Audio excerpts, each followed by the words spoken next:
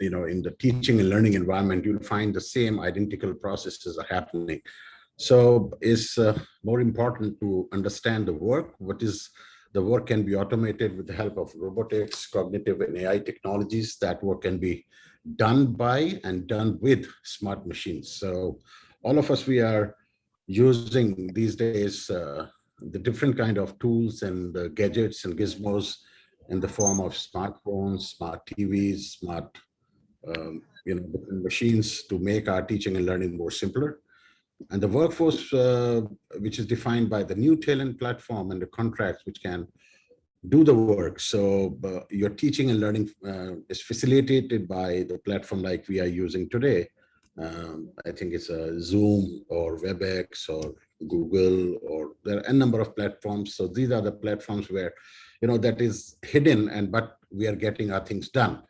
So talent from amongst all full-time managed services, freelancers, gig workers, and even the crowdsourcing. So all these things are happening, even which was unimaginable in the past, that any conference or seminar can happen in a virtual mode. But this is happening very frequently, very fluently, very efficiently.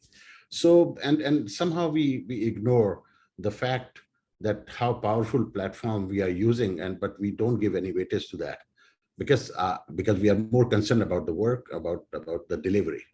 So the workplace, third component, where the work is to be done in terms of workplaces, work practices, getting, the reshaped on account of collaborations, teaming, and you leverage digital reality technologies like this. So this is very fantastic combination of three Ws, where the workforce, and workplace. So that is how we are redefining the future work, which is completely embedded in I 4.0. So we need to think about the education system too. We need to transform in terms of course curriculum design, pedagogy, to cater to the challenges of the future workplaces, like the classrooms. Now, all of us, we are countering the virtual classrooms, as all the aspirations of the youth entering into the education system. So this is something which is very important for us, and we need to take care of all those components which are actually made available in the face-to-face or on-premise teaching and learning environment. And the same components we are trying to integrate, whether it's a whiteboarding or sharing content or communication, how effectively we can do that. Even the virtual platforms is having an edge over that, because you can record the session like this, right?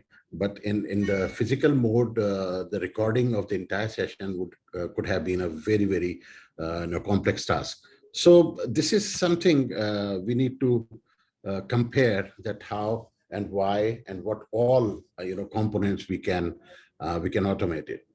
So there are a few challenges I would like to touch upon, and would like you to consider all those, because first of all, we need to understand the growing divergence between the curricula and the market demand. So we need to understand the market demand, and we need to understand categorically what are the components where the students are actually looking forward to get from the institutions and that institutional framework. The quantity and the quality of research, the faculty and the expertise, and also we need to create a balance between the learning and the job readiness, because the objective of the institutional framework is to make student ready for the higher education or to hit the workplaces, and to make them ready to face the real challenges in the battleground.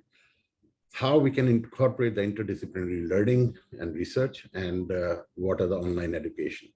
So now, if you, I'm sure you all of you have understood and gone through the new education national education policies, which is commencing this year, and we need to gear up to incorporate all those components what have been listed out. So before moving on to the real discussion and deliberations on the topic which has been given today,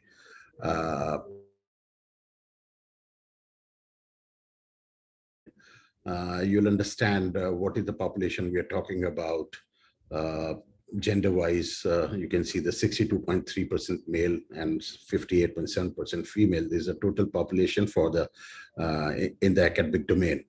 And the literacy rate is pretty low. It's still is 74%, where the male is 82 and female is 65.5%, right? And if you look at the bottom layer, so gross enrollment ratio is very, very less. So total is just 25.8%, right? Where the male is having 26.3 and the female is 25.4. So this is a matter of concern, how to increase the GER in terms of the academic growth and all that. So we need to increase, I think, up to the 50% in next one or 1.5 decade time. So what all we need to do, we need to categorically understand. So if you look at this university by type, so you can see the different categories of the universities, right, arranged, right? And so the state private universities are, and the state public universities are the maximum number, which is 351. Then state private universities 262, and central universities are 45, and central open university is only 1. State private open university is 1. Deemed to be is 10. Private deemed universities 80. And this is how we are categorized in different structure. So we need to understand this structure also, and how this number can justify and help us in increasing the GER. So now if you look at the specialization, by of the universities, so we have different categories of the universities. So you will see we have a largest number of universities, they fall under the general categories, right, is 500. Then the very specific to the domain, the technical is 126, the medical is 58, agriculture is 52, and you can see so and so forth. And so we need to look at this, and we need to find out what other domains are there which needs to be integrated in this, or which we need to add a new category for specialization. And now, if you look at the colleges by type, so we have more than 41,000 colleges in India, and 4% are constituent of the university colleges. 93% are the maximum, which are the affiliated colleges to different universities. And there are only 3% which are recognized center. They are designed to cater to a very specific, academic exercise in a particular domain. So if you look at the colleges by specialization, again, you'll find more than 25,000 colleges. They are of generic in nature, right? There are very few and handful in different kind of specialization. Education and teacher, there are 2,800. Engineering and sciences, there are more than 2,000, and so on and so forth. So again, this gives us a picture that how we are arranged in terms of the specialization and where we need to give more focus. So institutions and colleges, they are spread around. So total number of institutions in India, in terms of the universities, we have 903. Colleges are 38,061. Standalone are 10,011. Average enrollment per institution is written here 8,000. Colleges 680, and in standalone institutions or the colleges, there are 279. So total estimate enrollment, you can see in universities 72 lakhs, and the colleges 265 lakhs, and in standalone colleges and institutions just 21 lakh annually, right?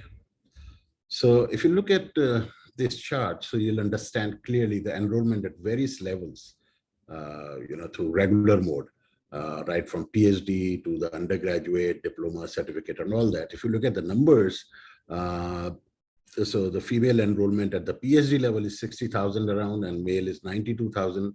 MPhil postgraduate is 16 lakh 57,000, and for male is 12 lakh 78,000, and so on and so forth. Why I'm showing you this, because now this is we are talking enrollment, but what is the success rate? This is very important for us to understand. If you look at the success rate, this is just 14,000 out of out of 68,000, right? And at the PhD level. And for the males, 92,000 enrollment, and we get only the success rate 20,000. So this is the irony where we need to critically think about it and how we can convert and we can increase the ratio of successful turnout. So this is the outturn of the various levels. So this is very interesting, figure for us to understand. Then this is faculty and staff. We need to understand these are the key indicators where the teacher ratio is teacher ratio is 30, teacher per college is 33.8, and non-teaching staff per college is 32. This is also very alarming. So India at 2030, so we have just 9 years left, and if you look at these numbers, so 600 million jobs needed for the young people in the next 15 years, right? 144 million postgraduate candidates by 2030, right? 500% increase in aid in research education target by 2030.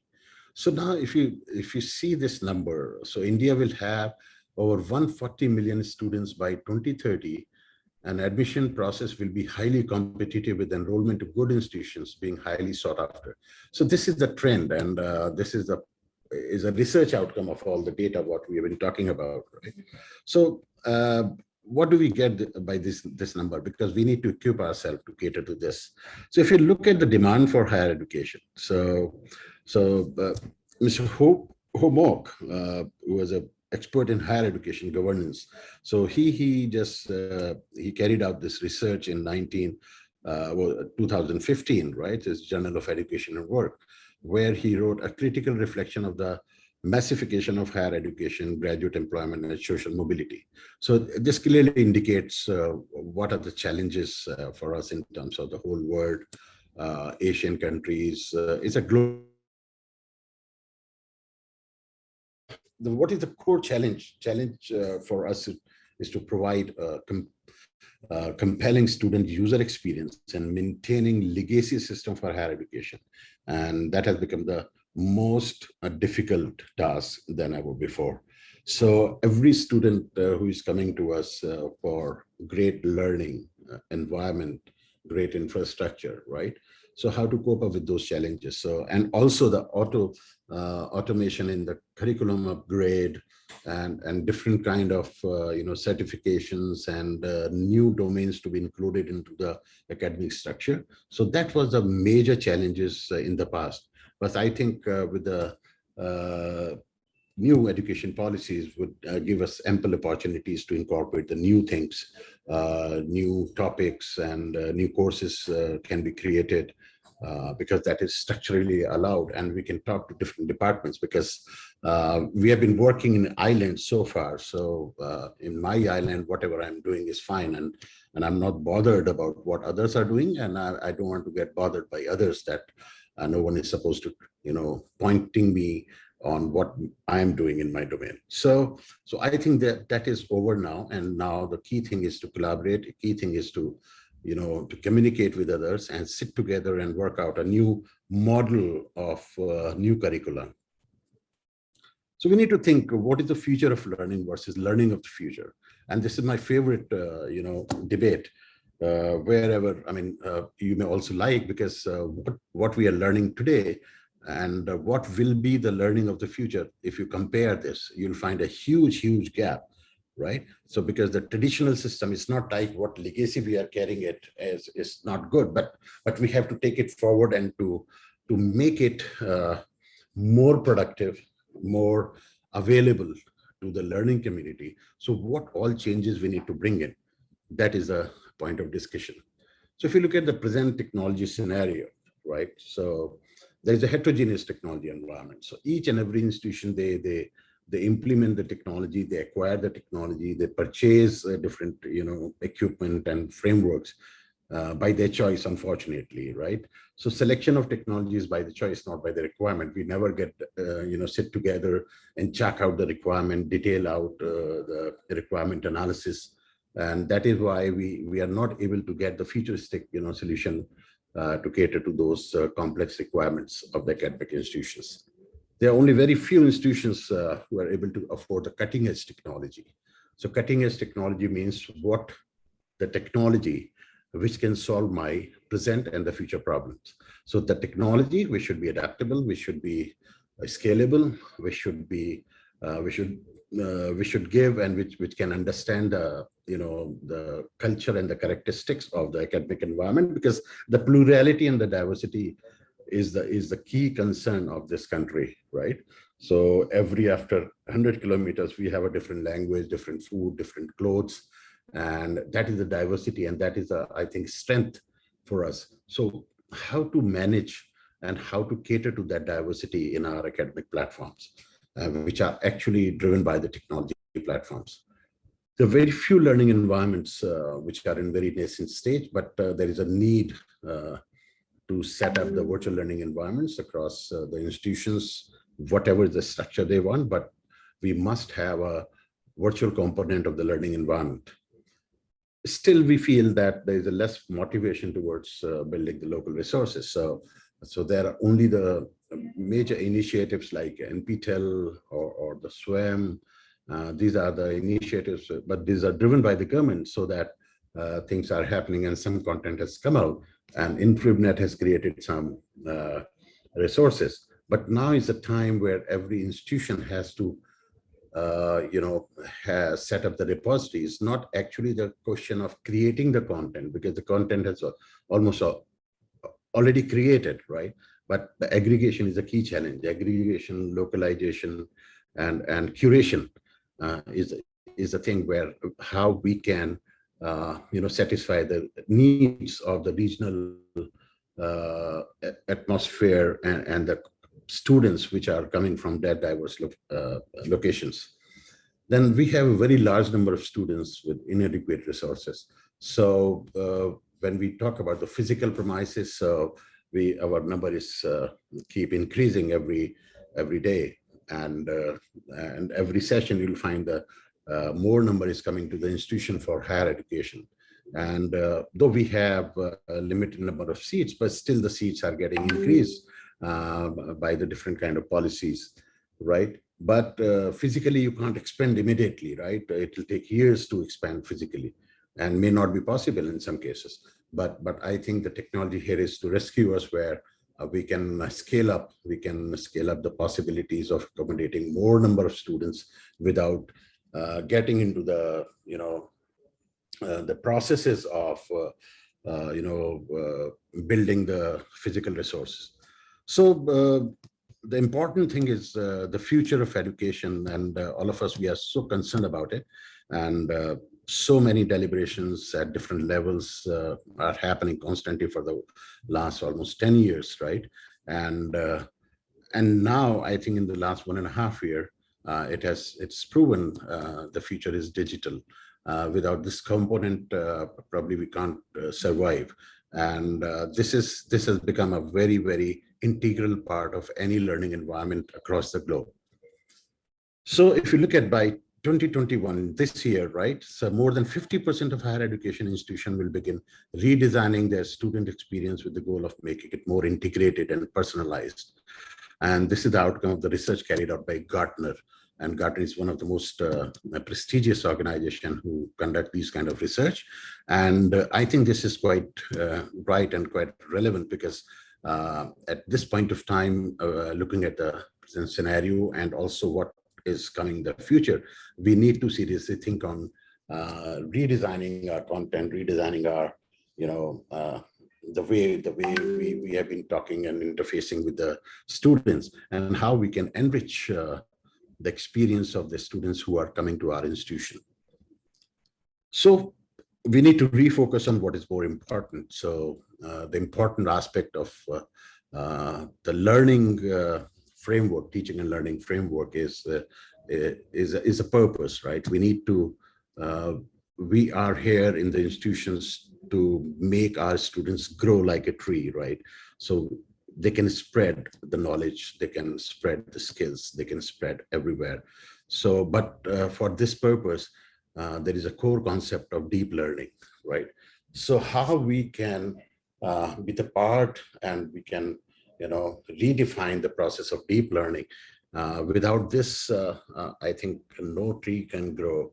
So we need to focus more onto the deep learning and redefining the pedagogies and the characteristics of teaching and learning, and how quickly we can incorporate different components which are made available through different technology players and different institutions, and where are the best practices by which we can certainly become the part of this academic growth.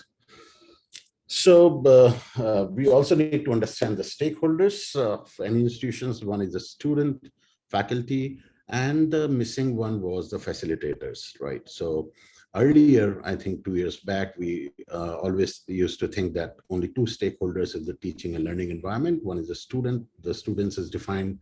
The primary role is to learn. They require a lot of motivation, planning, and ability to analyze and apply the content, what is being taught in the classrooms. And the faculty was the entire success lesson on the shoulders of the faculty. The faculty must develop and understand the characteristics and need of the students. But the missing layer was earlier, it was the facilitator, which actually bridging the gap between the students and the teacher. But last 1.5 years actually proved that the facilitator is the technology layer. So if we don't have this technology layer, we can never, connect with the students. It is almost impossible the way, last 1.5 years has been remarkable in terms of the interaction of teachers and the students. So importantly, this pandemic phase actually taught us many things. And I think most of us and all the teachers, I really salute to all of them, how quickly, without any formal trainings, and how quickly they adapted the new technology, new framework, and started the teaching processes. They started the assessment and different kind of evaluations, examinations, and all that. So this is remarkable, and I think by this experience we need to learn. We need to come out with a possible ways in which how we can improvise further. And I think the new policies would actually give us enough opportunity where we can integrate different kind of technologies. We can integrate our own pedagogies. Do we need to change? The IT-based pedagogy is going to be different from the earlier one. So this is something which we need to deliberate. We need to come out, and we need the network of all teachers and the teaching community, where we need to raise this question that what is the best framework for us. And I'm sure that there cannot be a one solution for this. There can be multiple ones. So a little bit on the action plan.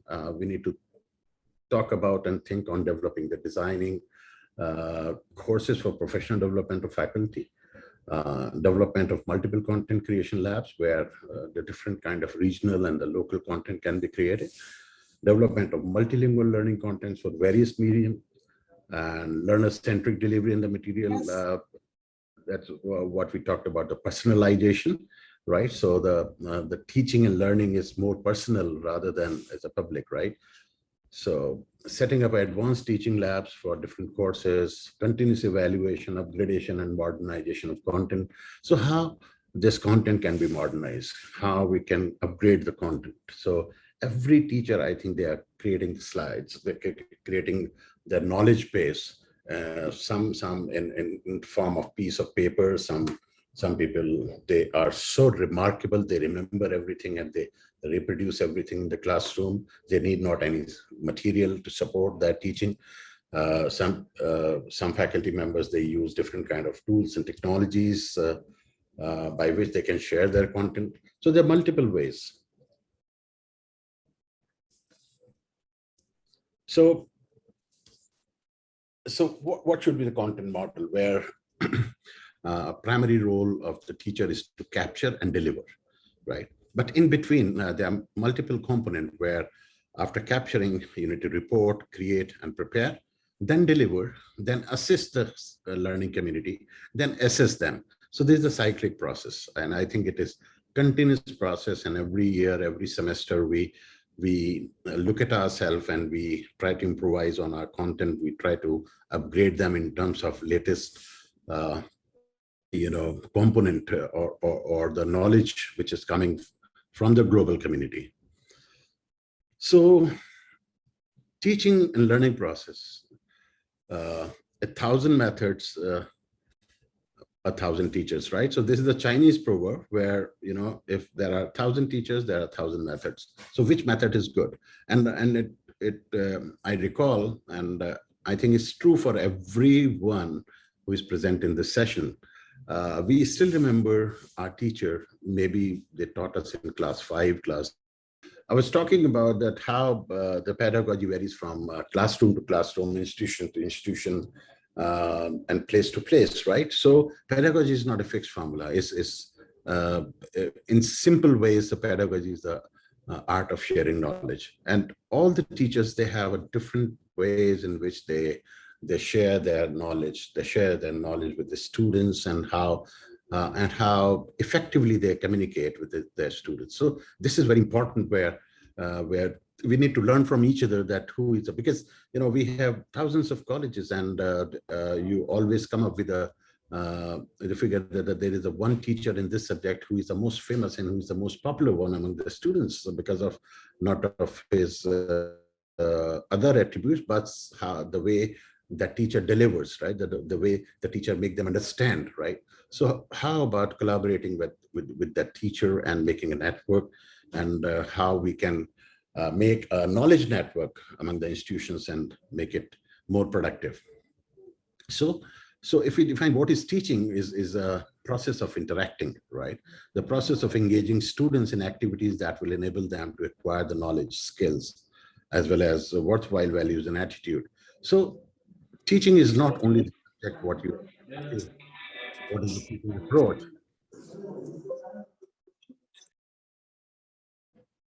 So is a set of principles, beliefs, or ideas about the nature of learning which translated into the classroom. It varies from subjects, science, arts, humanities, and all that. So if you look at the examples of teaching approaches, one is a teacher-centric, other side is a learner-centric.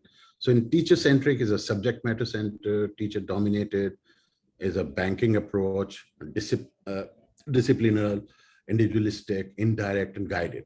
When we talk about is learner-centered, is interactive, it's more to do with the constructive ideas, it's more integrated, it's more collaborative, and it's exactly the direct, right? So now if you look at this slide, I really like this cartoon, right?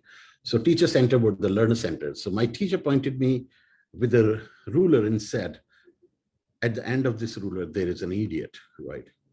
I got the definition after asking which end, right? So it's true for us also, right? So how we are communicating and what we are communicating, it may have a multiple meanings, right?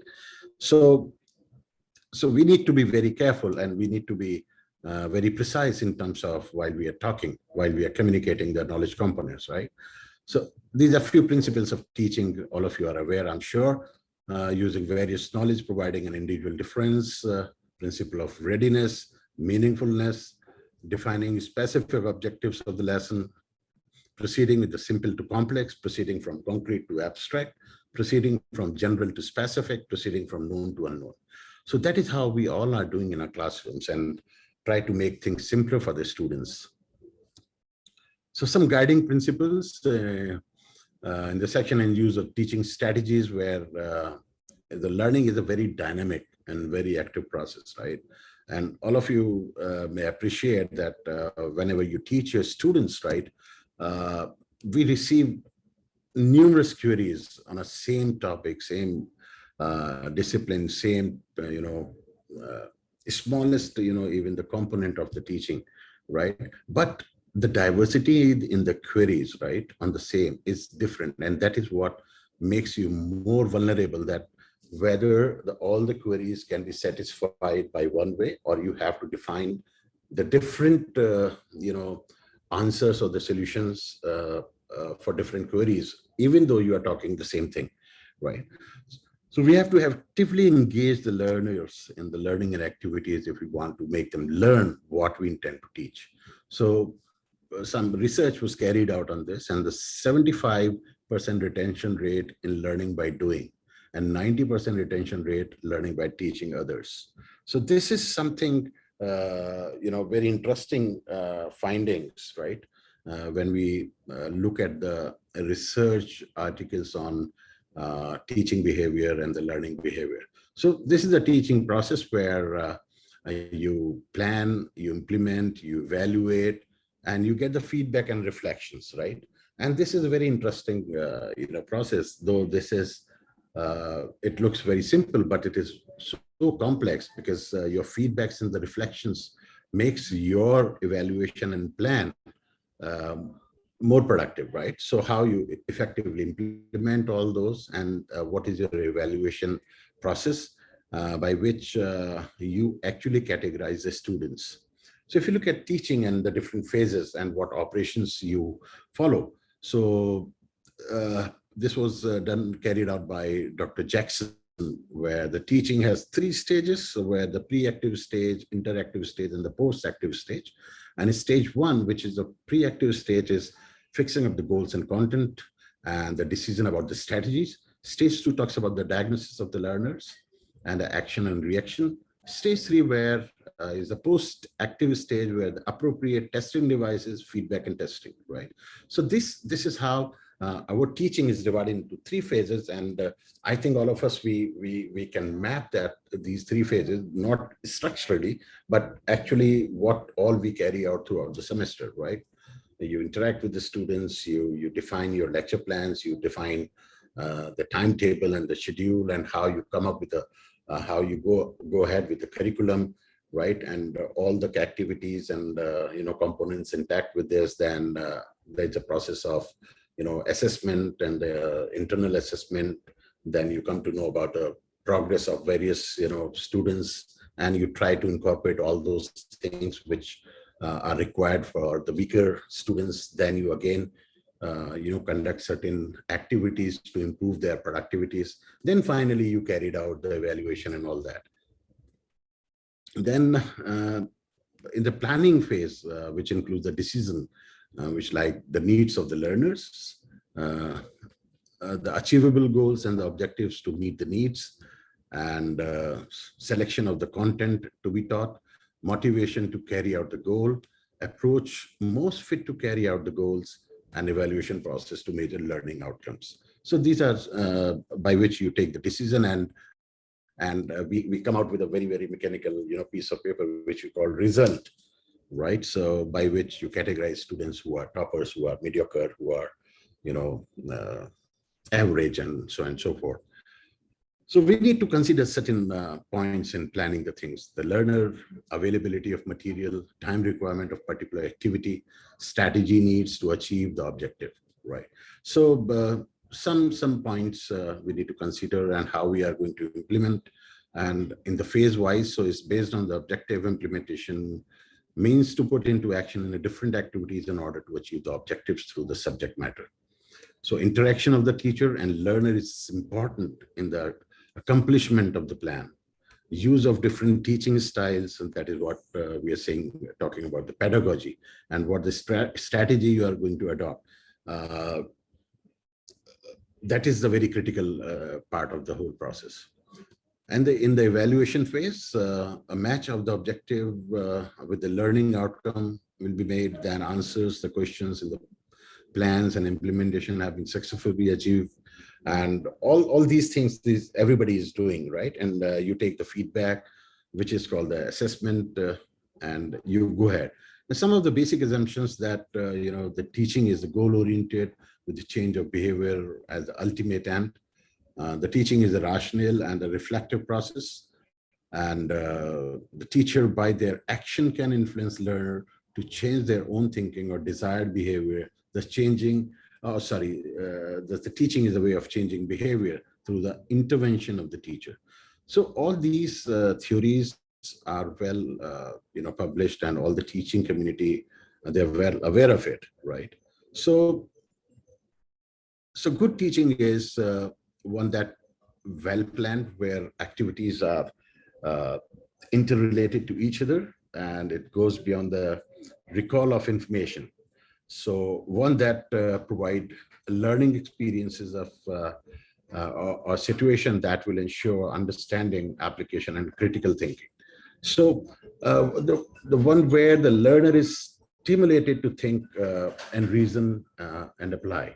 So this is the example of good teaching, that all the great teachers, they may have their own ways in making students learn in a better way. So learning is a process of learning, is a continuous process. To teach is to make someone to learn. So this is very important, and I think this is something all of us at the core, we are learners, and we are still learning how to teach better, how to make them learn. So this is another interesting cartoon where the question by a student: if a single teacher can't teach us all the subjects, then how could you expect a single student to learn all the subjects? Isn't it interesting? So we need to understand this, and we need to actually uh, look at the psyche of the student, that how one student can learn all the subjects, right? So what is the differentiation? What are the ways in which we can make them understand this is the process of teaching, and the process of learning is entirely different, and how teachers are made to teach one topic or a subject to many students, rather than one teacher teach all the subjects to many students. So this is a clear-cut differentiation where we need to make it clear among the student community. So learning is defined as a change in the individual's behavior caused by experiences or self-activity. So which implies that learning can only happen through the individual's activity or his own doing. So can be intentional or unintentional, both ways. So this process of learning is a continuous, is uh, more flexible, is dynamic, is plural, is diverse. So these are two principles of learning process, where the behavioral learning theories and the cognitive learning theories. So I won't take much time, because all of you are well aware of these two processes. Still, I summarize that emphasizes observable behavior such as new skills, knowledge, and attitude, which can be demonstrated, right? And observable and measurable. If the individual has changed behavior, he has learned. So you can clearly identify the students who actually learn the things, and suddenly their behavior get changed, right? Then cognitive is more concerned with the human learning, in which observable mental processes are used to learn and remember new information or to acquire new skill sets, and related to the concept of meaningful learning through cognitive models. So another, on the lighter side, teacher asked, why you're so late? And student said, because of the signboard on the road. So signboard on the road, what does the sign has to do being late? So he said, school ahead, go slow. So how to communicate things to the students? It's a different ballgame. So there are three models where we need to understand the different learning theories: discovery learning, reception learning, and the events of learning. So they are attributed by their own experts who have defined all these three models. So in the discovery learning, the states that the individual learns from their own discovery of the environment. We have so many. So that is why there has been a debate on the difference between education and literacy. Literacy has nothing to do with education. So anybody can get educated by the environment, by peer learning, through peers, or through different set of elements in the environment. So, and the literacy is a process where you are trying to teach or trying them, make them learn certain things, but it has nothing to do with the education. So this is a debate, and this is very, very interesting one. So learners are inherently curious, right? And thus they can be self-motivated until they find answers to the problem. So it gave rise to the emerging theories of constructivism and self-learning. And that is why you are watching now, you are witnessing rather, the more number and large number of online platforms are emerging for the self-learning, right? And where the students are hooked onto it, and they are acquiring new knowledge component, new skills, and they are making themselves ready to face the future challenges. So learning is flexible, exploratory, and independent. So now when we say independent, now as new platforms are emerging out, new virtual institutions are coming up, right? So any student globally, they can become the part of any virtual institution, and they can get themselves certified on certain topics or certain subjects. So this is the emerging thing. This is the new thing which is coming in, and we must embrace that. And we need to be ready. We need to gear up for those changes where I think the conventional methods of teaching needs little modification and upgrades to make the new learning community of this century more adaptable, more focused. And I think how do we retain them? This is again the question. So reception learning is through learners are inherently curious, and they may not be able to know what is important or relevant, and they need external motivation in order to learn, right? And we also emphasize that the prior learning is important in order to learn the new things. And because the knowledge continuously changes once it is in the learner's mind. So how the upgradation is happening, how the learners are graduating from one semester to another semester, and they are taking another skill-based program from another institution. So which is all are integrated in the new policies. So events of learning where the motivation phase, apprehending phase, acquisition phase, retention phase. So these are all events of learning. Recall phase, then generalization phase, and the feedback phase. So the feedback, which is very important, all of you, all the other points you are aware of, the student must receive feedback on their performance, which is called assessment. And I think the assessment is the most integral part of any academic framework. Without assessment, you cannot complete the teaching process. So sometimes we get confused with the assessment and evaluation, right? So, and this is very important to make a differentiation between assessment and the evaluation. Though it is most of the institution, what I have seen, the process of assessment and evaluation is same, right? We give the set of questions to all the students, whether it is assessment or evaluation. Evaluation, we call it question paper. In assessment, we give them the test. But the nature of the instrument is same. We give the set of questions, right? And we just evaluate those answers, and we give the marks in both the processes, right? So what is the difference? Then why do we carry out these two processes if the process is same, right? So I think we need to understand the core of the assessment. The assessment of the students is more inclusive, and is a process of inclusivity, the process of inclusion where all the students are taking equal opportunity and they have right to learn more.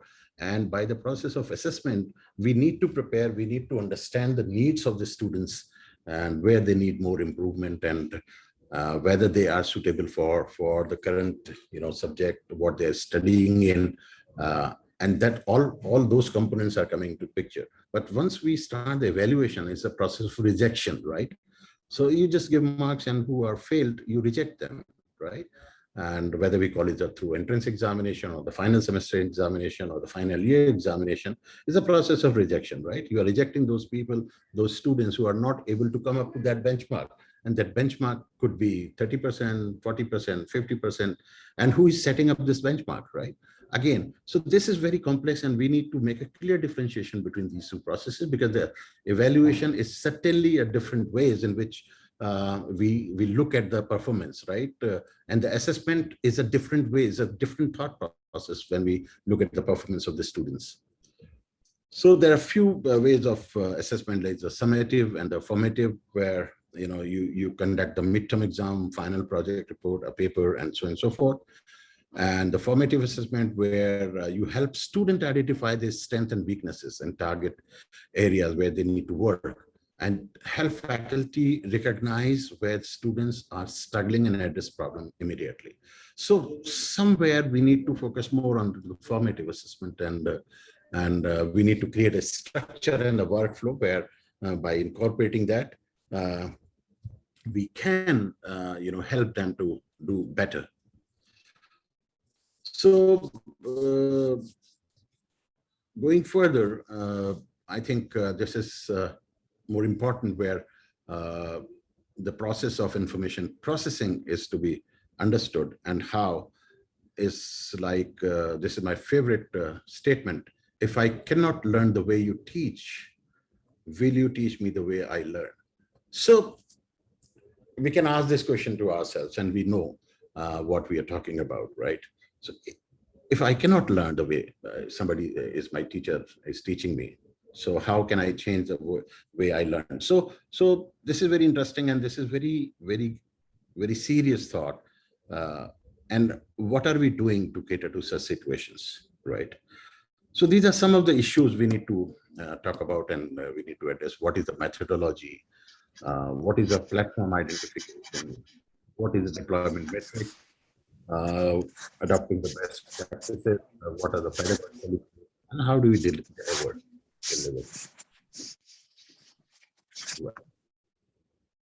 So, so some ways forward, where teaching community is building, curriculum-based content, collaborative project-based lab module, training of teachers for effective ICT education, such as providing guidance, help, and usage rules for the students. And just I'm giving you a thought that how many of you, if you're coming from different institutions or the same institution, how many policies you have in terms of the teaching and learnings? So how many policies you are aware of, ICT policies for education? How many policies you have shared with your students in terms of what is the right way, what is the right usage, how one content can be used, and so forth.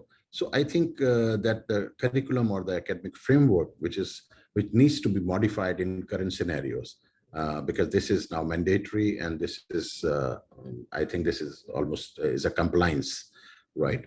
So in online mode, where access to virtual classroom for collaborative learning experience via a host of interactive tools like this and so many other collaborative tools which are web-based, like discussion forums, like social networks, electronic whiteboard through chats, and nowadays so many social platforms are there for effective communication, and some of the platforms are there so effective that even you can broadcast.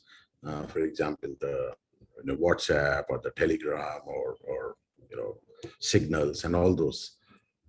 Then interactive courseware on the web, which you can access from intranet within the university, and short duration skill enhancement program, access to infotainment section, where we call it edutainment, where how we can gamify the learning, right? So that students are more intrigued and more committed to what is being taught, because again, it is a component of how the pedagogy is being modified or is restructured in today's time.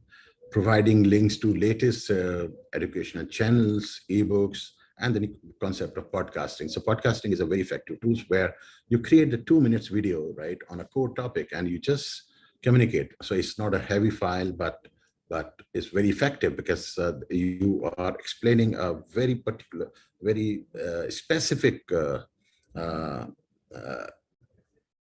topic, right? So it's a virtual learning where you can see everything is happening through web content management system, where the virtual laboratories are integrated, digital libraries, virtual knowledge centers, where research projects, education projects, and e-learning platforms, where the authoring tools, offline clients, and computer testings, all those things are connected. And just through a web management content system, all these things are integrated, and we are providing to the learning and teaching community. And now this time we have added that with the full screen video conference, where the remote learners can also be the part of the whole ecosystem. So that is how we structured here. We have about 80 colleges in Delhi University. And we have created a intranet with all the colleges and how they share the local resources within their college, within their institution, and how the across the university. So if you look at the college A, where the e-learning, virtual lab, virtual knowledge centers, and the digital library, the same is replicated in the college B, and that is how it is forming a huge learning network. So what we are going to get out of this exercise is a seamless access to all education resources, easy and inter-institutional and intra-institutional access to resources, it gives us the transparent organization of e-learning using inter-institutional links. So NKN is supporting us, your institution, your university may be linked with NKN. But the unfortunate part and the irony is how often we communicate with each other, how often we collaborate with each other. Because what is the point where we have created the content for the learning community?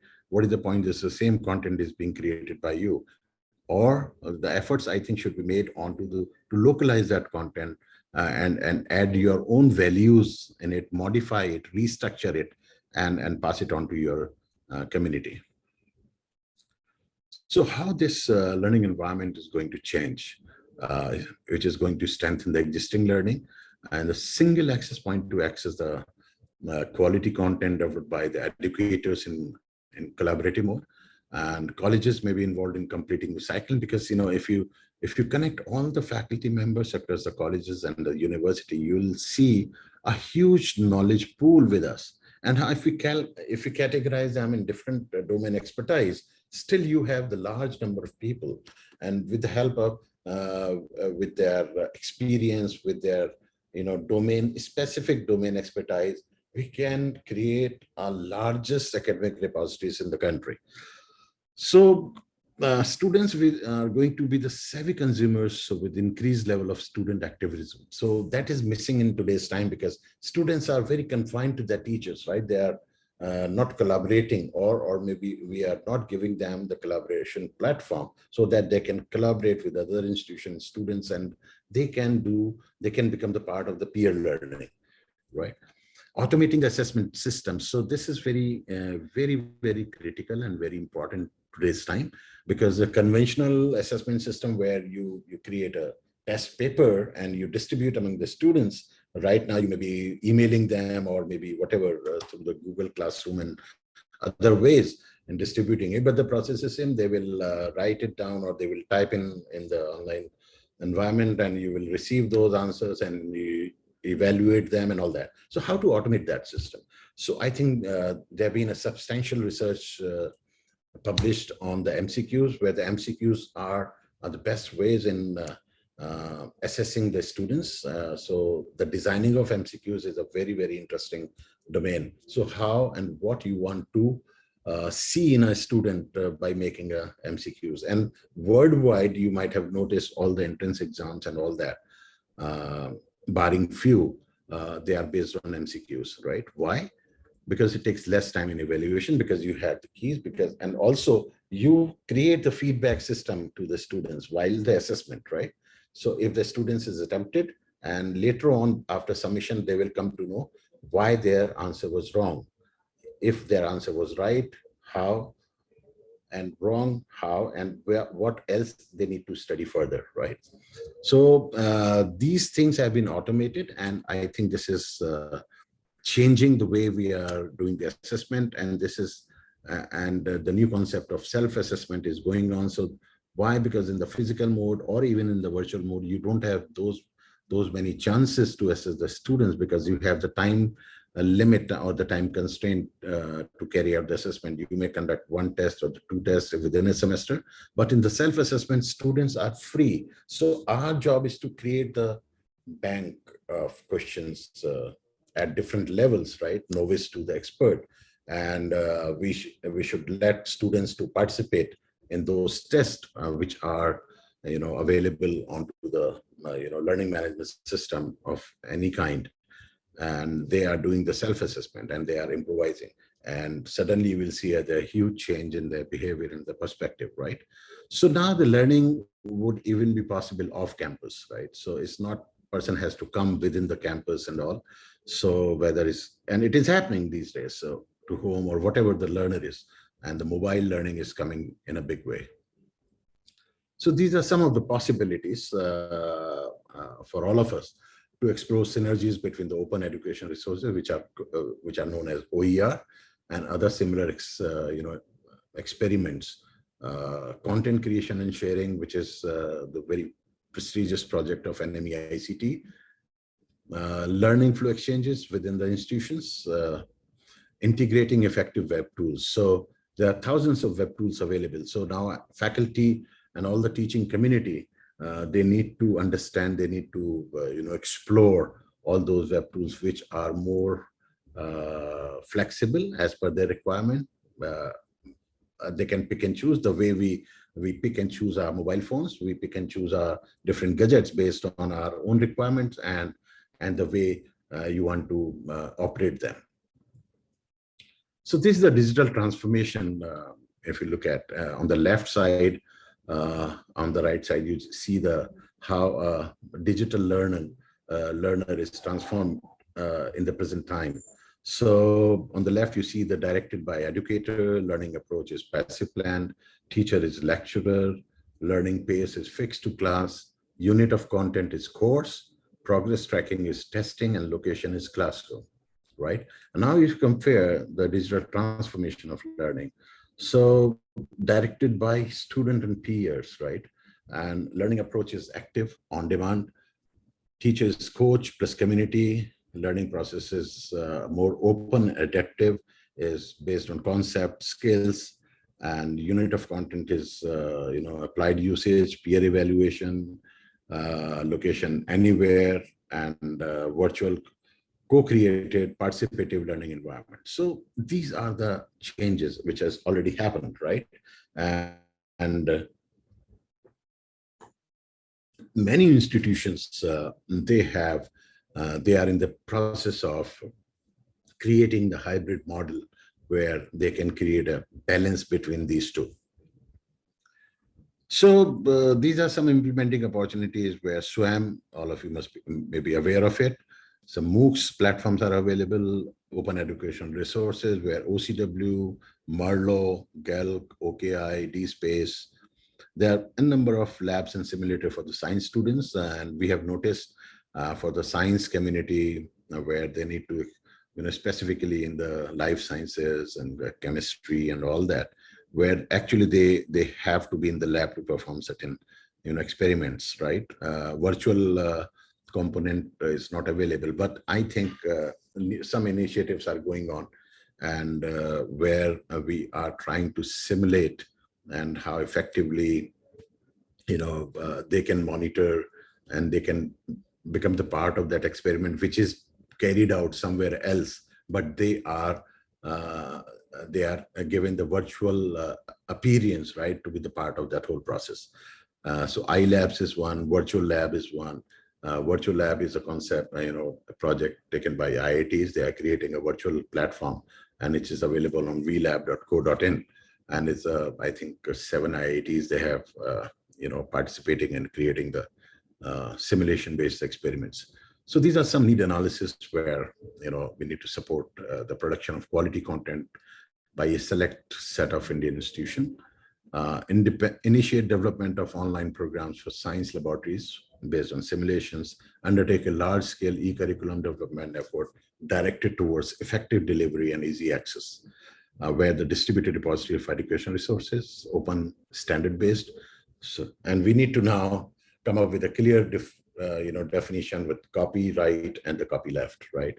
So in the learning community, in the learning framework, we should not be driven by completely on the copyright issues or the copyright protected material, but we also need to embrace the copyleft, concept of the whole academic initiative, where we need to work, we need to propagate the concept of Creative Commons, where the licensing and all the sharing possibilities are more flexible, and the teacher should not get into the legal issues of utilizing the content which is created by somebody else. So because the core objective here is to teach, is to make them learn. So the content should not be tightly constrained by those licenses and all.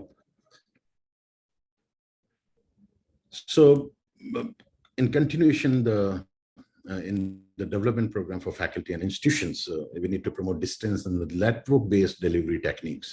So the so-called the correspondence course program for quality access, we need to modernize that. We need to develop the domain competencies and teaching skills for quality education and using the quality faculty in high quality materials. So how do we create the high quality materials? How do we rate that? Who is going to judge and benchmark whether this material is highly rated and is substandard, right? So we need to integrate distance education into university curricula and organizational structure. So this is something which is very critical in today's time, where we need to bridge the gap between the correspondence, because last 1.5 years is almost like the distance learning, right? Using the virtual platform, but is more onto the face-to-face rather than even in the virtual platform is face-to-face rather than comparing the physical classroom. So these are some of technology trends in higher education, where the technological devices are becoming the more versatile and ubiquitous, right? All of us, we are driven by our smartphones for carrying out any activity in academic environment. And there is a tremendous growth in a network-based learning. It's true, we don't have any debate on that. And the technological fluency is becoming a graduation requirement. So if we are not able to enable us with the latest technology framework or tools, I think we'll be lagging behind, because the bottom line is the network has become the core learning platform. If we don't have the network, we can't create the learning platform. We can't teach anybody. We can't collaborate with anyone. So I think we need to understand the network, whether it's a physical or the virtual, is a core learning platform, where this network provides ample opportunities for inclusivity and for collaboration, which is the need of the hour. So by having said all that, whether it's a core teaching and learning process or evaluation, assessment, everything. So what we are going to gain when we integrate the new learning platforms with us. So on the left, you can see the core objective is improve learning. We need to ensure access to the quality content. We need to create standards. We need to minimize cost. So in three, sections, the learning, technology, and operations. So in learning component, you see the equitable access to the greater learning opportunity, increased data for teachers, student, and the parent decision-making, more flexible learning options for students of all ages, all geographies, and all life situations, and the research-based education techniques and the best practices. While on the technology side, on the first point, you see is a shared cost for new technology development. For example, now, it is a very affordable to have all these, video conferencing facilities are very affordable, and you can connect to the whole world, right? And the opportunities, like you can stream onto the YouTube, you can stream to the different platforms or the Facebook type of social, media.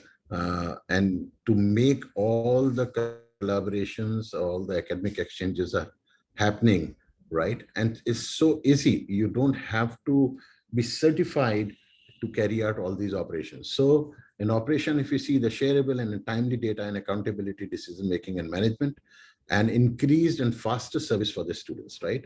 You can set up a collaboration any point of time, irrespective of your location, irrespective of your, availability at a particular location, and so on and so forth. So it's more efficient and faster access of resources, is more interoperable, and is more secured and more affordable. So this is a snapshot I wanted to share with you of what we are doing at Delhi University. On the left, you can see all the teaching practices, professional development, student learning, student services, assessment and reporting, records and management, library services, research. So I would like to share a case study with you. Is just an example, because we cater to 500 500,000 students annually, right, in this university. And all these students come from all over the country, and thousands of students come from abroad. So in the last pandemic, season, and all the students, because we need to support, we need to enable them with all, and we cannot stop their progress. So using the same framework, right, and we have our own automation framework, which we have developed on our own, which is called Samarth. So by using that, we I think deliver around 178,000, even more than that, digital degrees in 1 minute to all these students, and irrespective of their locations and all digitally signed and all that, which actually, it's nothing, but it is the need of that particular time, because all those students were there in dire need of those certificates and the degrees, because they wanted to apply abroad, they wanted to apply some other institutions, some were applying for the jobs, and that was the core requirement of those process, right?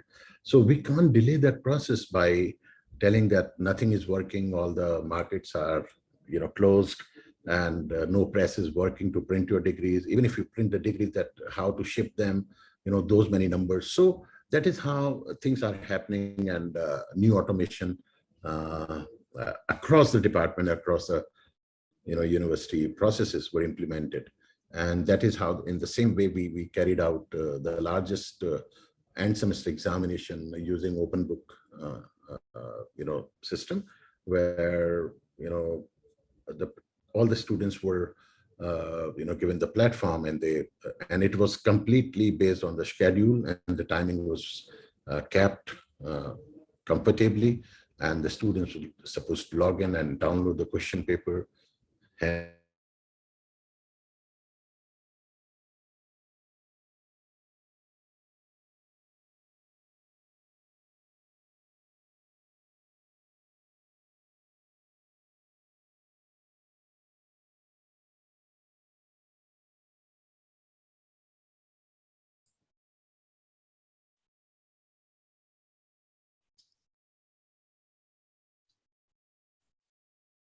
So the network got disconnected. oh, anyway.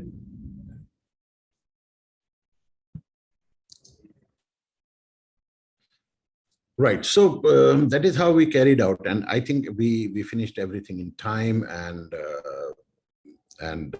in a way that we help all the entire learning community to get their certification on time, so that any pandemic situation or any other hindrance should not stop their growth.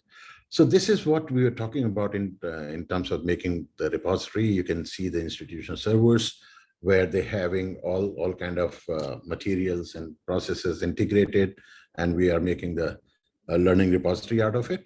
And that is how we are linking. If you look at the bottom, access to the learners and institution application, and which is further going and connected with the global interaction.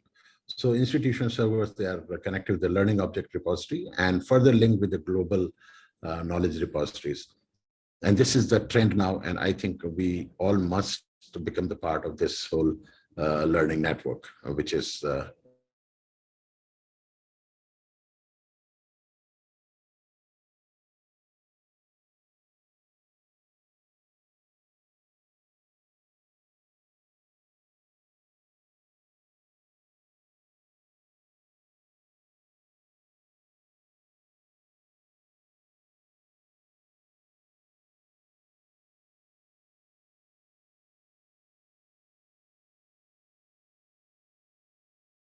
I think some issue somewhere in the network.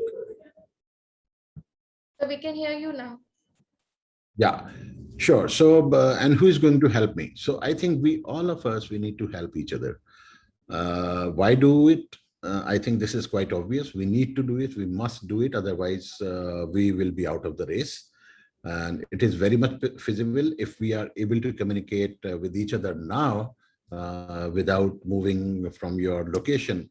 So it is very much feasible. What does it? It's just intent, is a mindset we need to change a bit. and we need to just start. So we don't have to worry about that if you need some experts and huge infrastructure. So nothing is required at the moment. So I'll close it, and I would love to hear from you for your observations and the questions. So I believe in these stories, the four famous lines of Mahatma Gandhi. First, they ignore you, then they laugh at you, then they fight you, then you win. Thank you so much. Thank you so much, sir.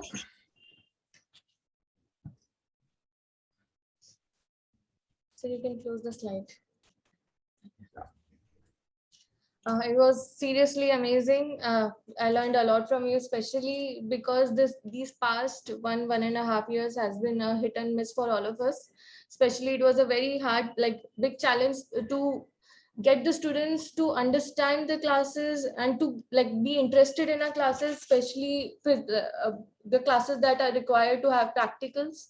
So I learned genuinely a lot from you, and I really hope now that yes.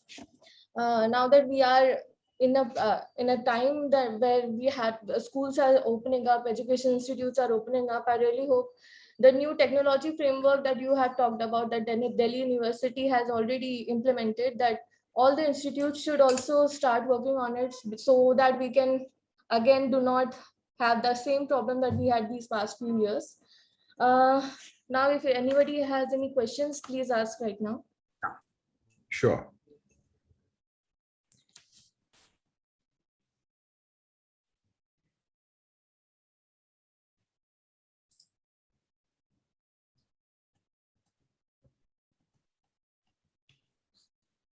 Do you have any questions?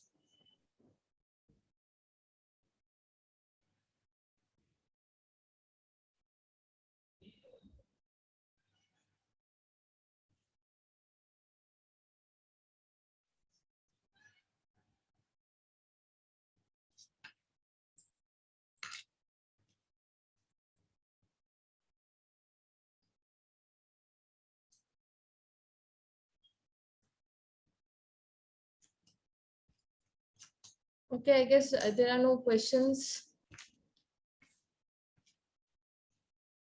Sir, I would like to ask you one question from my side. When we talk about technology, that there are a lot of, for me, it was not a big problem. So I think sir has left the chat. 1 second.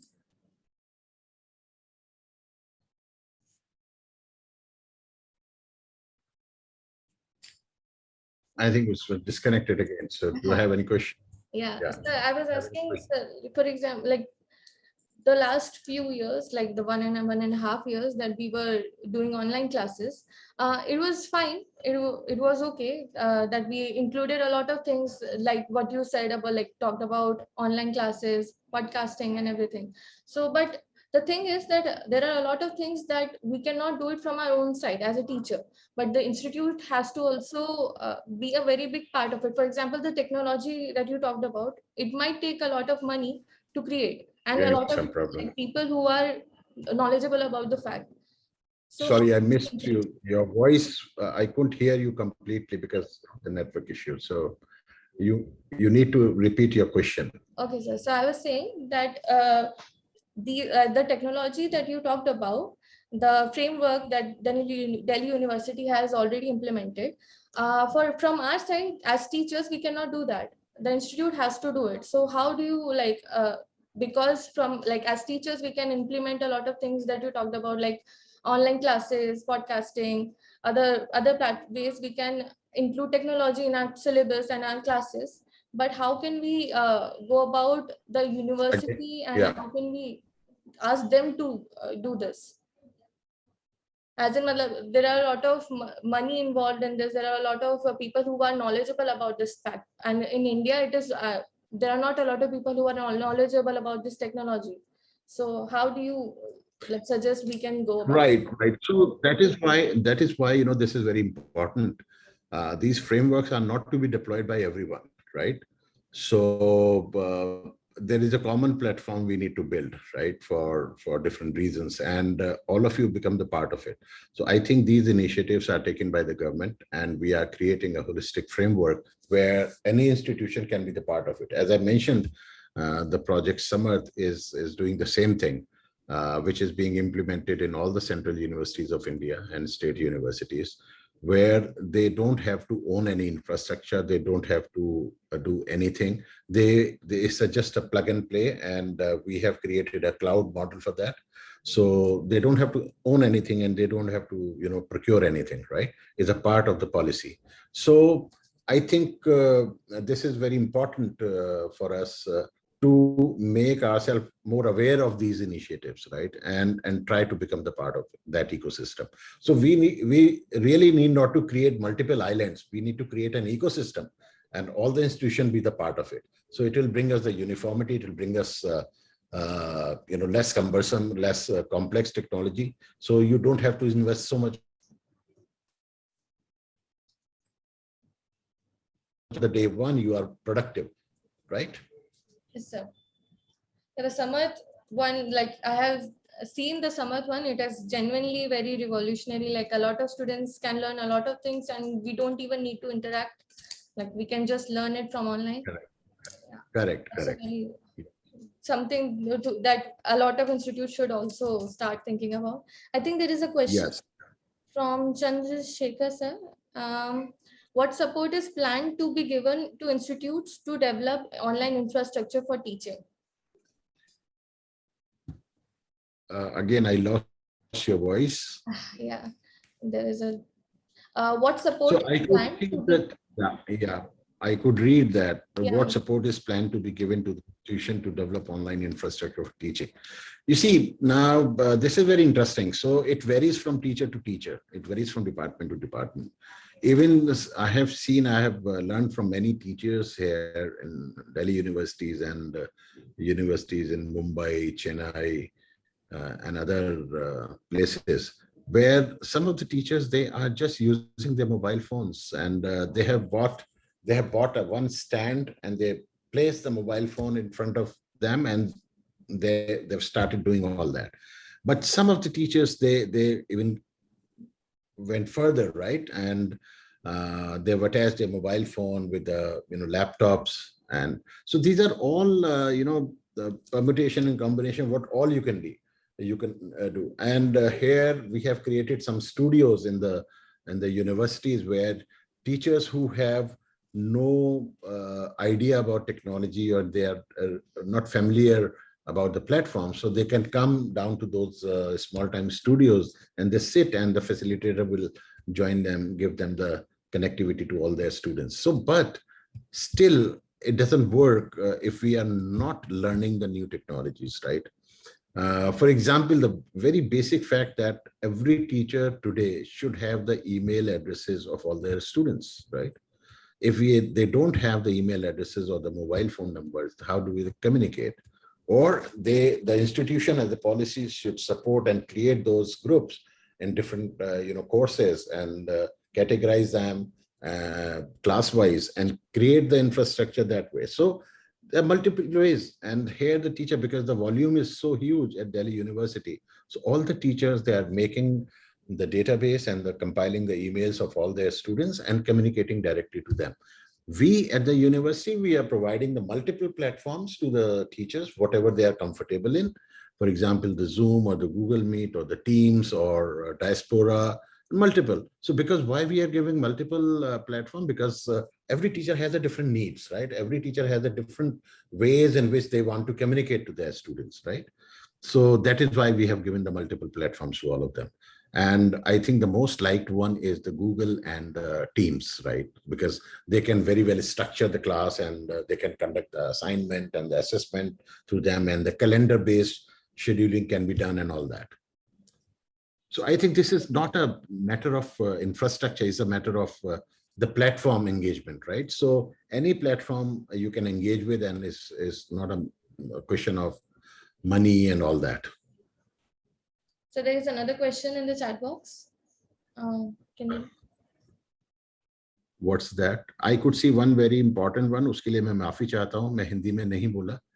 So I think तो this is second, also one of the things that we should also work on, the language barrier in correct technology. Correct correct. तो ये बहुत important issue raise किया है, इसीलिए मैंने बीच में कहा था कि हमें लोकलाइजेशन पे ध्यान रखना है, हमें दूसरी लैंग्वेजेस पे ध्यान, रीजनल एट्रीब्यूट्स बहुत इंपॉर्टेंट है, राइट। तो इसीलिए अगर आपने इस बार नोटिस किया है, नीट एग्जामिनेशन मल्टीपल लैंग्वेजेस में हुआ है, Yes, राइट। सिर्फ लैंग्वेज बैरियर की वजह से जो बहुत मेधावी छात्र थे वो नहीं आते थे, सिर्फ लैंग्वेज बैरियर से, लेकिन अब वो लोग भी आएंगे तो उससे उनका इंटेलेक्ट कम नहीं हो जाता है, राइट, वो उतने ही मेधावी रहेंगे अपने डोमेन में।